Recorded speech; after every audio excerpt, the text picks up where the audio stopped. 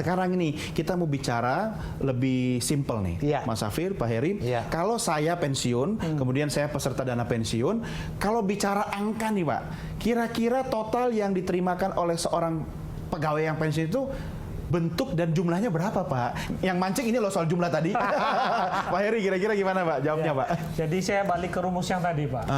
Jadi manfaat pensiun itu fungsi atau berbanding lurus dengan gajinya, masa kerjanya, sama hasil investasi. Semua orang bisa menghitung sendiri. Betul. Nah, jadi kita biasanya buat simulasi. Kalau seandainya Anda bekerja sekian tahun, gaji Anda sekian, kenaikan gaji per tahun kira-kira sekian, dengan prediksi hasil investasi sekian, maka Anda akan dapat pensiun sekian. Jadi kalau Bapak nanya berapa, tergantung gajinya. Iya, betul. Kalau dia pejabat tinggi, ya karung-karung duit ya. Tapi kalau dia rendahan, ya terima rendahan juga gitu. Makanya kita selalu mendorong persiapan pensiun itu bukan semata-mata hanya sekedar mempersiapkan, tapi kita menyadari kontribusi kita terhadap perusahaan akan menentukan gaji kita, akan menentukan jabatan kita. Uang pensiunnya pasti saya setuju. Intinya begini, kalau mau dapat penghasilan gede, kualitas diri digedein dulu. Betul. Iya kan? Kualitas diri bagus, duit will follow. Ya kan? Cuma kadang kita banyak yang nggak sabar ya Mas Safir.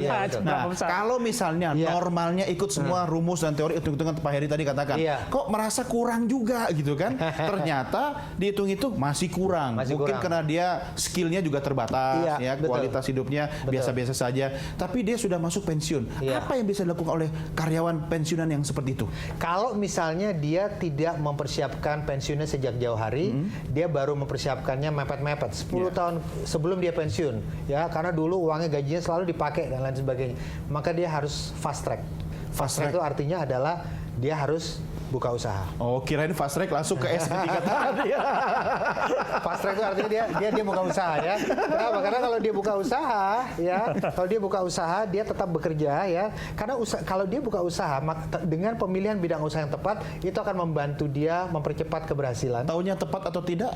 Ini memang relatif ya. Tapi nomor satu biasanya dilihat dari sesuai dengan hobinya dia. Karena biasa kalau sesuai dengan hobi itu sesuai dengan keahliannya dia. Hobinya ngabisin duit orang. Mungkin dia bisa jadi personal shopper. Itu bisa jadi personal shopper. Jadi ada yang mau belanja tapi nggak mau pergi ke luar negeri. Dia bisa pergi ke luar negeri. Kemudian kedua, tapi kalau dia masih dari jauh ya, dia katakan dia punya income, katakan dia karyawan, dia punya income 5 juta rupiah sebulan ya. Tentunya mungkin akan sulit mendapatkan hitung-hitungan langsung karena mungkin harus pakai hitungan berapa masa kerja dan sebagainya gitu ya. Tetapi saya selalu mengatakan kalau Anda bingung, maka cara cepatnya adalah investasikan minimal 10% dari income Anda. Minimal 10% dari income Anda untuk masa depan Anda. Ya, minimal itu artinya kalau misalnya dia punya income per bulan katakan 5 juta, investkan minimal 500.000. Lebih boleh?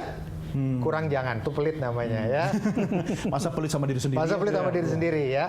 Dengan demikian kalau dia menginvestasikan itu, kemudian dia lakukan investasi, maka dia pilih investasi yang benar, dia bisa mendapatkan hasil yang baik ketika pensiun. Dan jangan lupa, setiap tahun biasanya mungkin ada kenaikan income, maka jumlah 10%-nya dia bisa naikkan. Nambah juga. Ini bukan tabungan kan yang dimaksudkan investasi tadi? Ya itu bisa macam-macam ya tentunya. Kalau tabungan di bank dengan bunga yang sekarang ya tentunya oke, ada alternatif lain. Dengan kondisi sekarang banyak-banyak berdoa.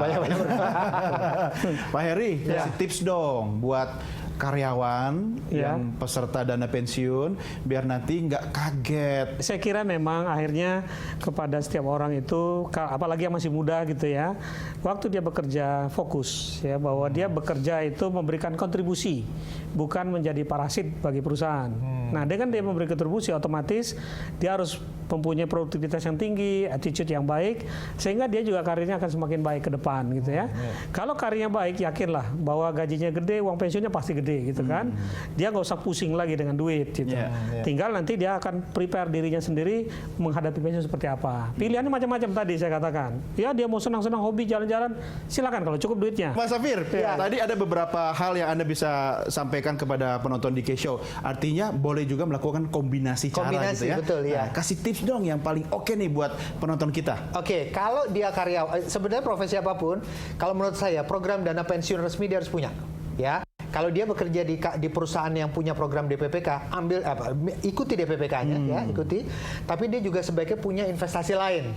Dia punya investasi lain, ya, seperti yang dikatakan oleh Pak Suheri. Penting untuk kita punya program dana pensiun, tapi jangan hanya menyandarkan pada itu saja, kita harus punya yang lain juga. Tapi kalau misalnya perusahaan tempat kita bekerja tidak ada program BPPK, saran saya ambil DPLK yang dijual di luaran. Kalau kita masih muda, pilih yang mungkin agresif, ya, yang banyak masuk ke pasar modal, ya. Tetapi kita juga punya investasi yang kita lakukan sendiri. Buat apa? Supaya kita juga belajar. Nah, untuk tahu bahwa ini bagus atau tidak lembaganya itu ciri-cirinya.